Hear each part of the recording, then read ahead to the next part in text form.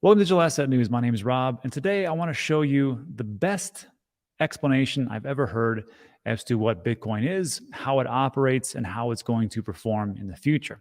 And to do that, I'm going to need help from, this is Peter von Valkenburg, and he's a research director over at Coin Center. And Coin Center is based in Washington, D.C. It's the leading nonprofit research and advocacy center focused on the public policy issues facing crypto and decentralized computing. The mission is to defend the rights of individuals to build and use free and open crypto networks. They do this by producing and publishing policy research, educating policymakers, which they're going to show you how they do that, and the media about crypto, advocating for sound public policy, and by engaging in litigation to defend digital civil liberty. So if we take a look here, that right there is Peter on the right-hand side, and he's testifying before Congress. And I wanted to make mention that he is sitting right next to Dr. Robini, and you may know him as Dr. Doom, who this guy is pretty negative on crypto, specifically Bitcoin, digital assets, and just all around negative guy about everything that has to do with economies and digital assets and monetary policy and everything you can think of. This guy is right next to Peter. So I was very impressed with the way that Peter stated this explanation as to Bitcoin. And I'm going to show you this quick snippet. It's about 6 minutes long. And I encourage you to share this with your family and friends and the people who don't understand, like, what is Bitcoin? Is this a scam? Is this going to be around for quite some time? What really is it? What does it do? And it's perfectly laid out here by this gentleman here. So just take a listen, and I'll be back after the video. Chairman Crapo, Ranking Member Brown, members of the committee.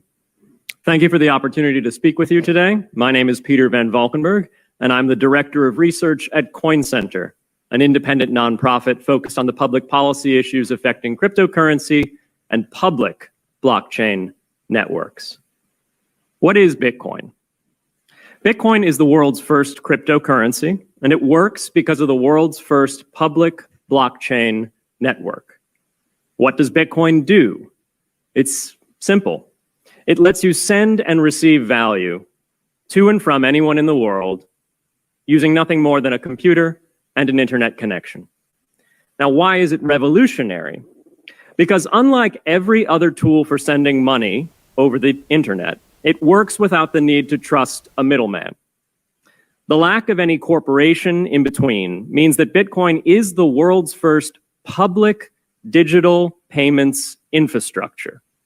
And by public, I simply mean available to all and not owned by any single entity. Now, we have public infrastructure for information, for websites, for email. It's called the internet.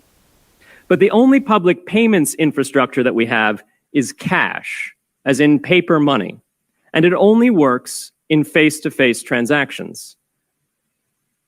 Before Bitcoin, if you wanted to pay someone remotely over the phone or the internet, then you could not use public infrastructure. You would rely on a private bank to open their books and add a ledger entry that debits you and credits the person you're paying. And if you both don't use the same bank, well, then there'll be multiple banks and multiple ledger entries in between. With Bitcoin, the ledger is the public blockchain, and anyone can add an entry to that ledger, transferring their Bitcoins to someone else. And anyone, regardless of their nationality, race, religion, gender, sex, or creditworthiness, can for absolutely no cost create a Bitcoin address in order to receive payments digitally. Bitcoin is the world's first globally accessible public money. Is it perfect? No. Neither was email when it was invented in 1972.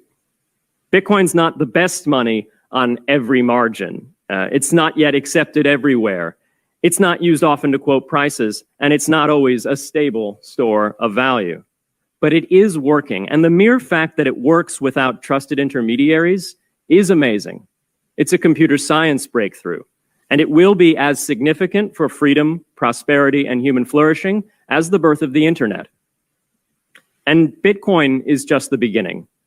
If we can replace private payments infrastructure, then we can replace other private choke points to human interaction as well. Now, why should we want to build more public infrastructure? Why should we embrace blockchains over corporate intermediaries? Why should we tolerate their inefficiencies and work to make them better, why should we want the pioneers of this technology here in the United States and not fleeing overseas? A simple reason: because the corporate intermediaries providing today's critical but privately owned infrastructure are becoming fewer, larger, and more powerful, and their failures are increasingly grave. So roughly half of all Americans, 143 million people, had their Social Security numbers exposed to hackers because of a breach at Equifax. The SWIFT network has relayed hundreds of millions of dollars in fraudulent transactions because of hacked member banks in Bangladesh, Vietnam, Ecuador, and Russia. The FBI suspects now that the largest of these hacks was perpetrated by North Korea. Corrupt, low-level employees at an Indian bank, Punjab National, were able to fraudulently certify SWIFT messages, stealing $1.8 billion. It's the largest electronic bank robbery in history. In fact, it's the largest bank robbery in history.